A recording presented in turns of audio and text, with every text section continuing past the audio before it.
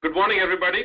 This is Shirish Netke, and welcome to the Carpe Data and Prescriptions event for December.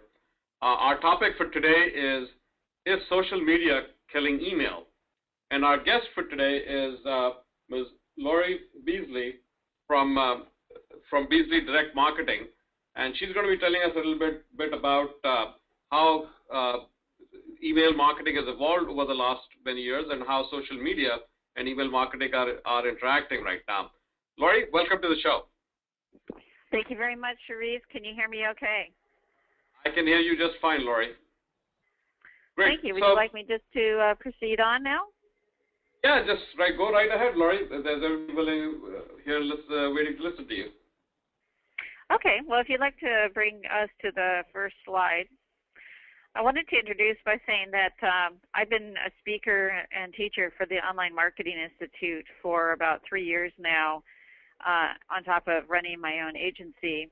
And one of the questions in all the different cities that I've been teaching online and email marketing in that comes from the class attendees is kind of a question like, should we really be worrying about optimizing our email? Is social media going to be replacing email? I mean, how do we balance our social media and our email efforts and staffing and budget? And so, I mean, those are really legitimate questions and things that people are really thinking about these days.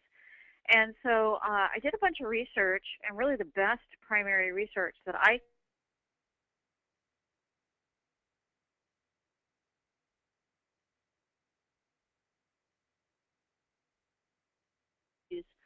of studies around this entire topic.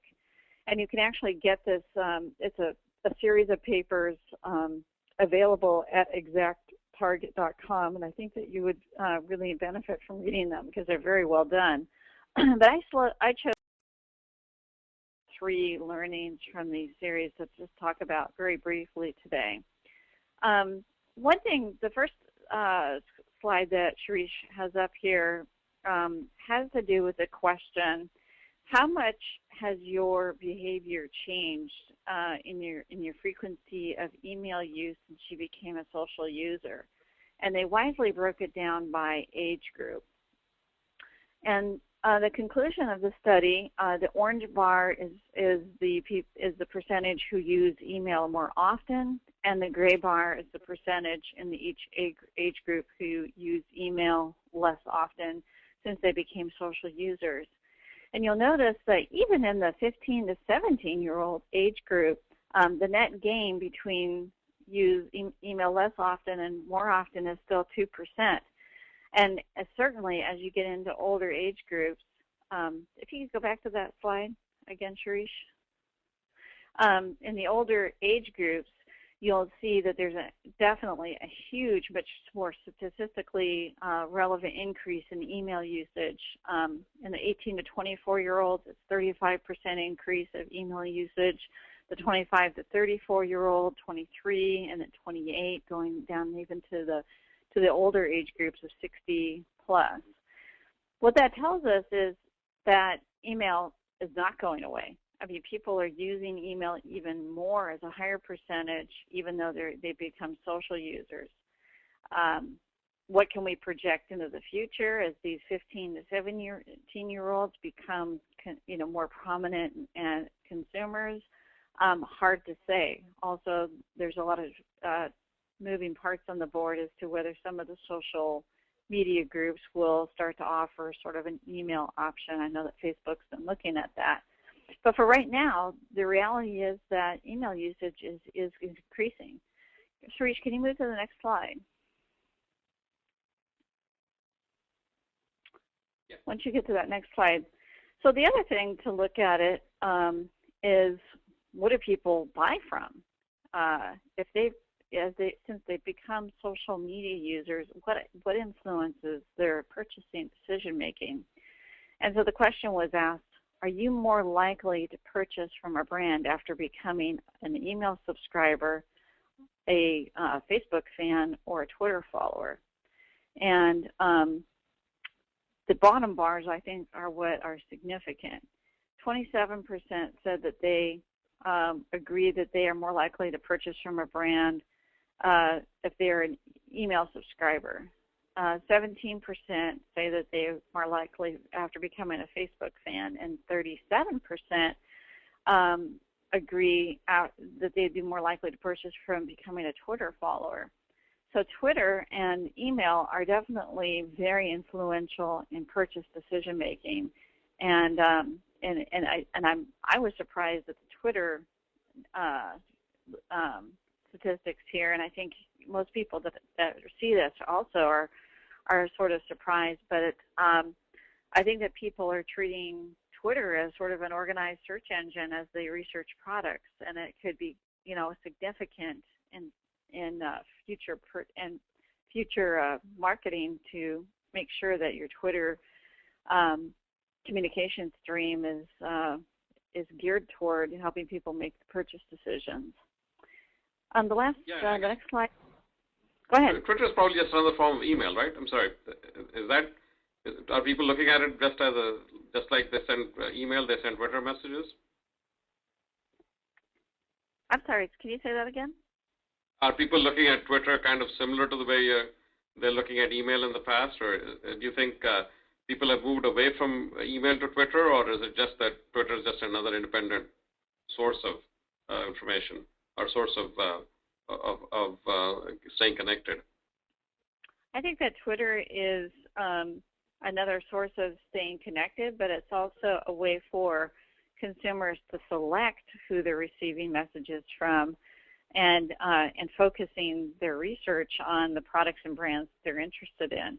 And so it becomes sort of a opt-in search engine in a way. Okay, great. The next one, can you get to the next slide? So the most significant part of this survey that I wanted to point out, and I realize now that the slide's a little small. It's huger when you project it on a screen on a wall. But the last thing that they asked people is, it's a study called the Digital Morning, and they asked people, what is the first thing you check when you get up in the morning? And the results to me are somewhat stunning. The orange bar is the percentage of people who look at their email first. The blue bar is the percentage of people who look at their Facebook page, and then the light blue bar is the percentage of people who look at their Twitter. And I mean, by and large, very statistically, and I don't know if you can make that a little bit bigger, Shirish, but hugely large percentage of people look at their email first. And I think that, that ExactTarget and SilverPop and some of the other, marketing tools, the way they're starting to sort of look at email as it relates to social media is sort of that email is sort of the hub of the wheel. The communication, email is the communication central, and there may be communications happening out in the social stratosphere, but email still stays at the center of that. If someone posts an update to Facebook, it goes to your email account, and blah, blah, blah. And so email is still the center of people's universe, in their communication universe. Yeah, and it's amazing what kind of in there. The margin seems to be pretty wide between email and the next best. It is very wide, even in the younger age groups. And I know that many of us who have teenage children realize that if we send them an email, we may not get a message back for them. But if we want to call them down for dinner, we have to send them a text message. That works. And it just may be that that generation transitions to be a text and mobile phone and social media centric generation, but we don't know. And our crystal ball, I don't know, it's a little cloudy there, but that seems to be trending that way, and it may be that we have to completely overhaul our marketing approaches as that generation emerges into two major consumers. But we have to live in today's reality. Right. So given this information that email is not going away, and it's still the center of people's universe, and it's still the first thing they check in the morning, and it still hugely influences their purchase decision, we can't treat it like a second-class citizen in our companies, and we have to continue to optimize and develop and resource our email marketing efforts. And there's a lot of challenges around email still today that companies really, really struggle with. And the biggest challenge is targeting recipients with highly relevant content. Another, huge challenge is improving deliverability, getting people to opt into email lists, lack of an effective email marketing strategy. These are challenges that exist in every company, big or small.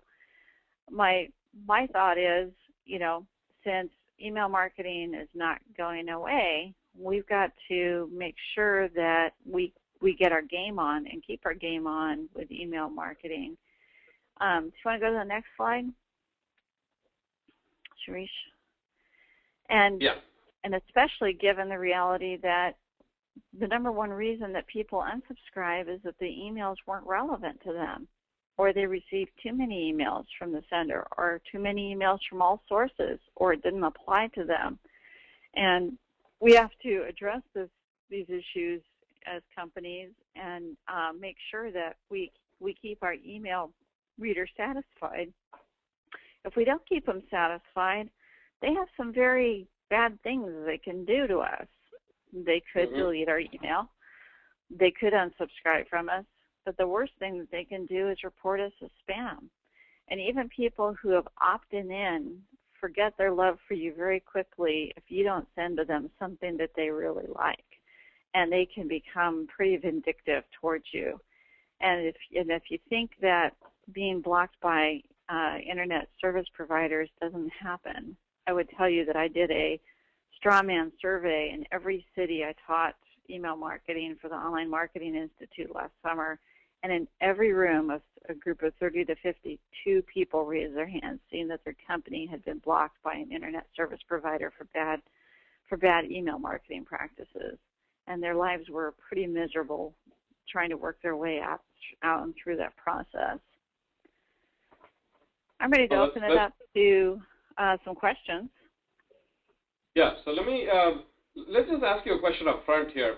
One of the things people talk about is that while email marketing may not have gone down in importance, the whole the whole arena of direct marketing has changed in the last 5 years because of social media and other things that have come up. So do you see a lot of resources now being diverted from email marketing to social media in terms of budgets or importance and everything based on your just observations and your experience? No, I see companies expending just as much resources on email marketing. I think that the stress comes in that they realize to keep up and to keep their very selective readers satisfied that they need to add even more resources to email marketing. And in the recessionary atmosphere we've been in, it's been very hard to scrape the budget together to get those resources added. Additionally, it's very hard to find qualified people to add to your marketing team. I know very many companies, many of my clients who have decided that email marketing is doing well for them, and they go out to look for qualified people to run their email marketing programs, and they struggle in the recruiting efforts and often wind up outsourcing the entire operation to us just because of that very reason.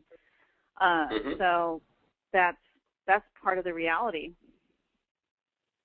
And I guess what that means is that it's still an importance, and it's still pretty important as a medium to reach customers, and people are still spending a lot of money on it. And if I hear you right, they're not able to get the right resources to do it because it's still what do we call a specialized science, so to speak? Would it be accurate to say that? Yeah, in order to get the right personnel to run email marketing, you need to have someone who's got a very good acumen of both the creative and the technical side of it. And there's both aspects of that involved with email marketing. You've got to do the right message, content, and you got to get the darn thing set up and the database run and the thing deliverable, and that takes the technical side. So let me ask you another question from my point of view of ROI.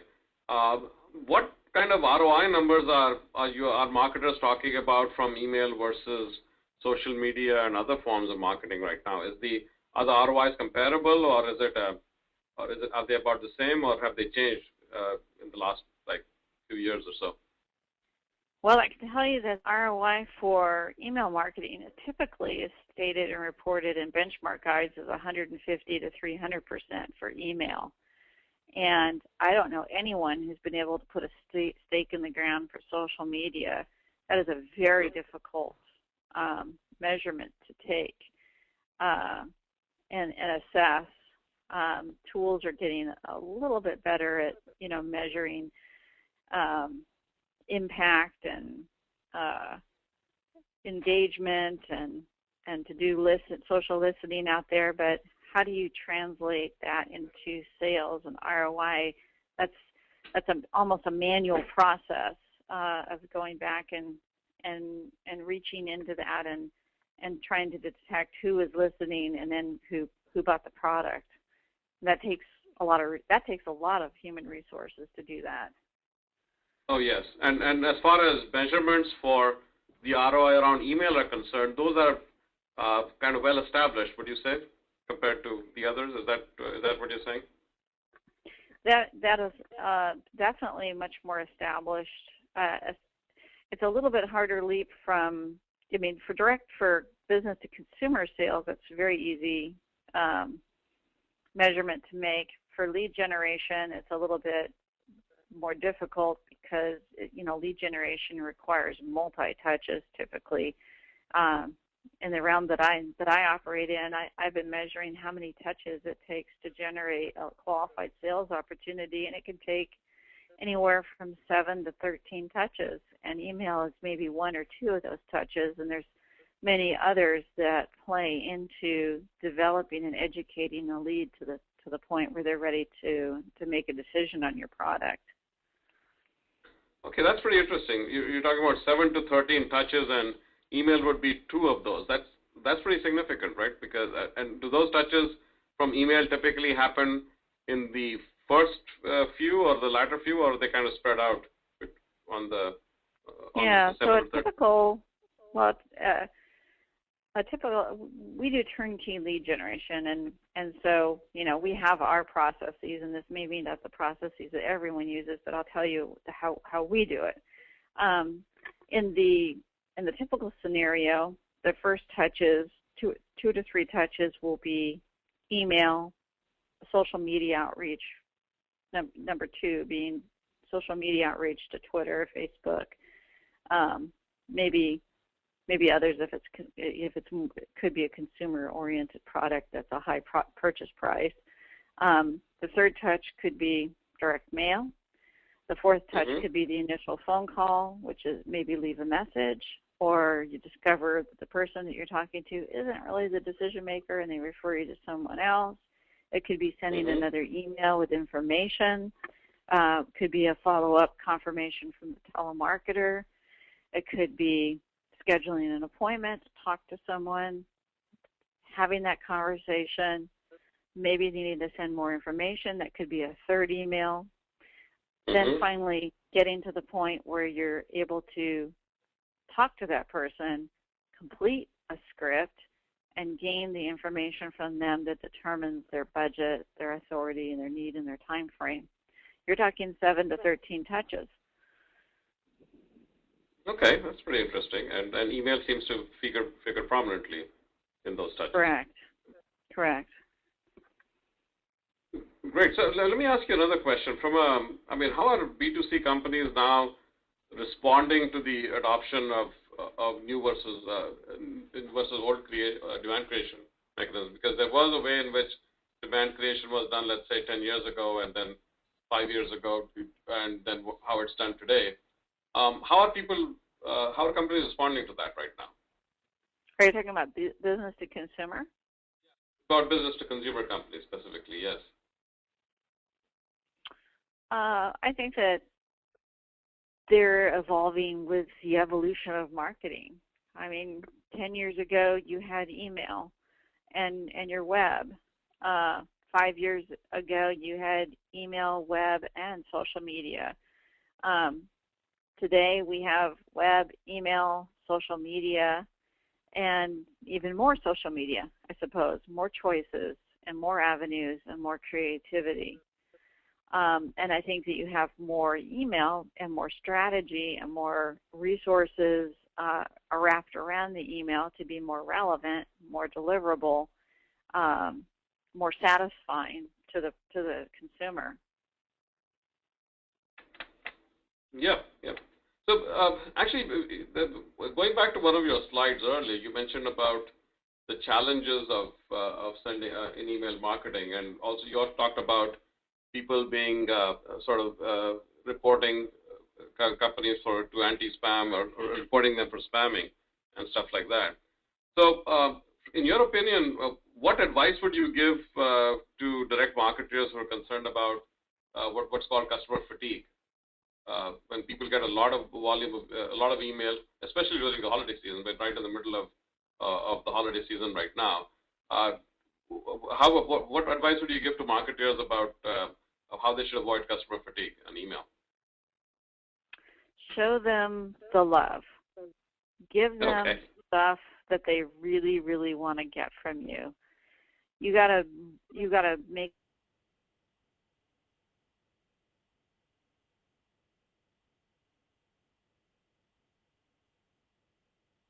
optimize, and always have the thought in mind, what is it worth to them? Are you giving them something that they really want to receive from you? Mm-hmm. They're not going to love you back. Yeah. And how well are people adopting that? How many people are actually following your advice on this in terms of best practices or versus, let's say, commonly adopted modes of doing email? I'd say the online retailers are putting tremendous effort and resources toward their email marketing, and we're involved with consulting with many of those, and they're putting 10 to 20 people and personnel are wrapped around in multiple agencies and resources wrapped around their email marketing because they see how important it is and how much revenue is driven through it, and they're very aware of the customer and the consumer being king. And they're doing. And would you say there are, if you look at across the industry, you think retailers are doing a pretty good job of it compared to maybe some other industries? Yeah, I think that retail is doing a very good job of it. I think that B2B companies struggle a little bit with a little bit me-centrism, maybe sending out sort of what they feel like sending out, not completely focusing their attention on delighting and pleasing the prospect with extremely relevant content that really gives them something valuable. Okay. Now, actually, there's one question from the audience which has come up, and I think it's more of a clarification. You had a slide which talked about fans, followers, and subscribers. Could you sort of define those more specifically? Because I think the folks are asking, what's the difference between, what's a subscriber really? I guess they understand what fans and followers are, but if you could elaborate on all three, that would help for people's understanding. Yeah, so it would be email subscribers, Facebook fans, and Twitter followers. Oh, okay. So fan, follower, subscriber is a proxy for Facebook, Twitter, and email. Okay. Correct. Okay. Great. All right. I have one more question here from, and this is actually a quote from Seth Godin in 1999, but he said that email was the most personal advertising medium in history. This was like many years ago. And do you think that's still valid right now in 2012, or is that still is that title up for grabs for somebody else? No, I think the email and direct mail both are very personal, very personalizable, and with given the right tools, the landing page and the web experience that you put them on is also, you have a capacity for extreme personalization and customization based on who they are, the products they bought from you, their previous purchase interests. And so the integration of email, direct mail, and very personalized web experiences has vastly expanded our ability to please and delight and be very customer service oriented toward those who we're trying to sell products to. Okay, so it's only improved since then, or I guess the power of email has only improved since 1999. I guess many more people have email addresses than before. Absolutely. And there's one dynamic that we haven't really talked about, and that is what is happening between the mobile and the desktop. I hadn't paid much attention to that or worried much about mobile email usage and viewership until this year. And as I've observed and watched on various clients' campaigns, what percentage of them are being opened on a mobile device, whether it be an iPad or a smartphone, and all of a sudden the percentage has shifted to over 50% of emails that are being viewed on a mobile platform. Wow. That is hugely significant to me. And we are, as an agency, are already starting to think about and plan and strategize how we are going to address that and make our emails even more optimal experience for those who are looking at them on a mobile device. And that's going to involve some pain and suffering in changing some email templates for some of our clients and approaching other new projects with a much more optimized experience. So if I heard you right, you said 50% or nearly 50% of the on mobile device. Over 50%. Over 50. And is that expected to go up further? What do the analysts and the pundits say? Oh yeah, definitely trending upward. Wow. So that's going to be a major difference in the way how direct marketing does then, is done, especially with email. It's going to generate demand a huge change in email creative strategy. Mm-hmm. No, that's very interesting. Now, Lori, I know that you run a direct marketing agency in addition to your responsibilities as president of the Direct Marketing Association. Could you tell us a little bit about what you guys do and how you help your customers before we go to more questions from you? Yeah, we are a full-service direct and online marketing agency, and we help our clients, our business-to-business clients. We do turnkey lead generation programs where we deliver to them qualified sales opportunities.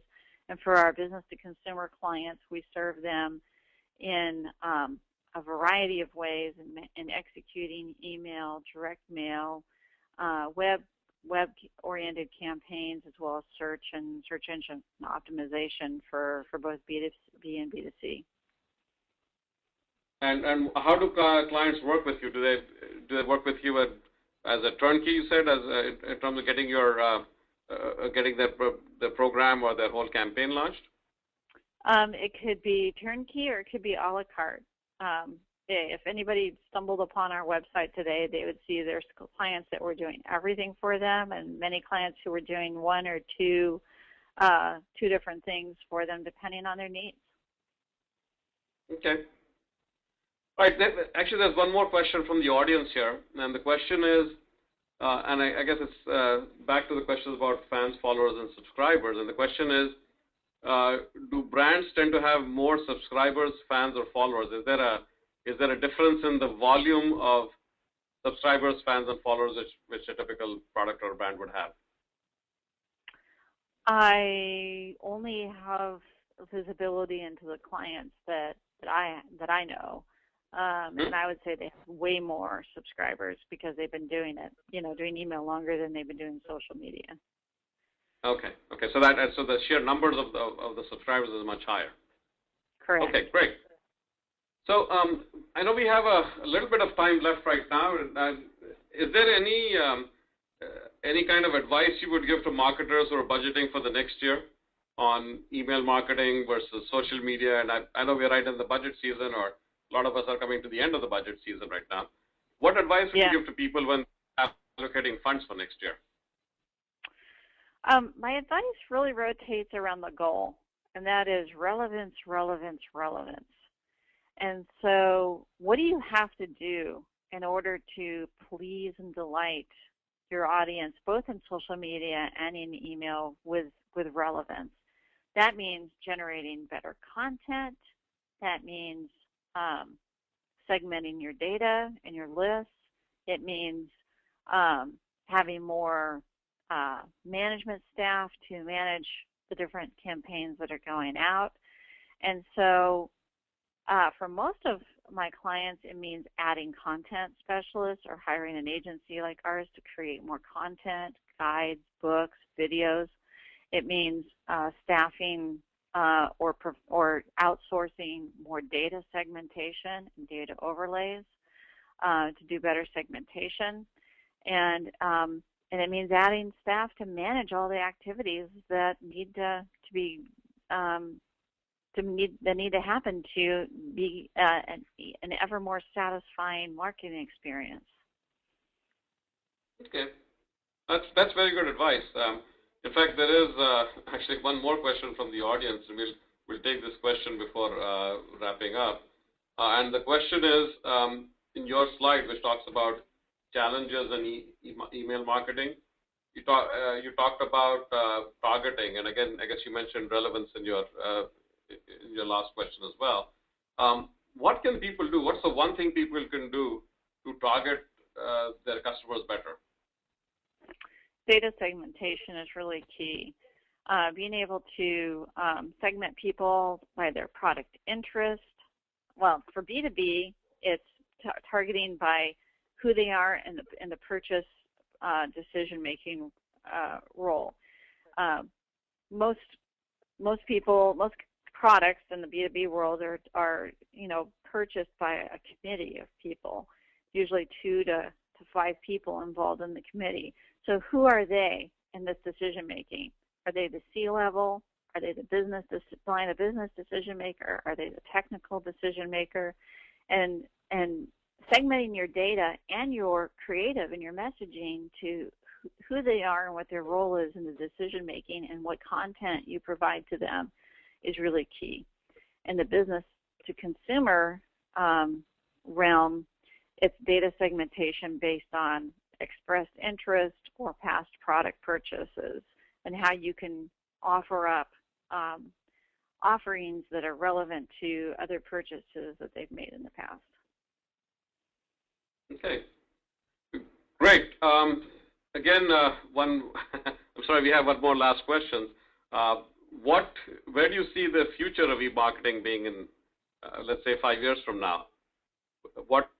Based on, you've been in the industry long enough, I guess, the question from the audience is, what do you expect to happen in the next 5 years?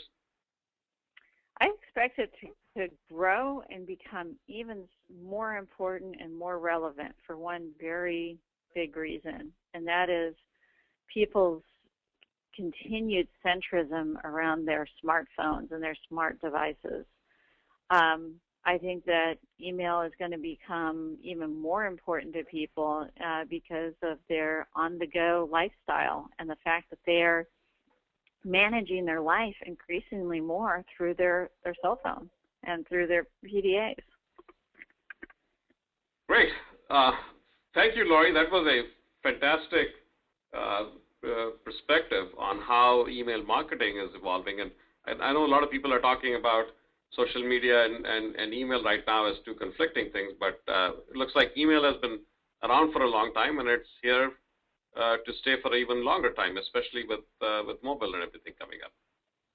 Absolutely. And thank you, Shirish, for being a very kind host. I appreciate you inviting me here, and would love to continue the dialogue with anyone who has any further questions. I don't know if you have a slide with my contact information, but you know, be sure to provide my contact information to anyone who's listened in today. Yes, we will provide your contact information to all the attendees and all the folks who have registered for this webinar. Lori, thank you once again for being here. And for all of you listeners, this is Carpe Datum Prescriptions webinar for December. And our guest today was Lori Beasley, President of Beasley Direct Marketing. Thank you all for attending. Thank you, Lori.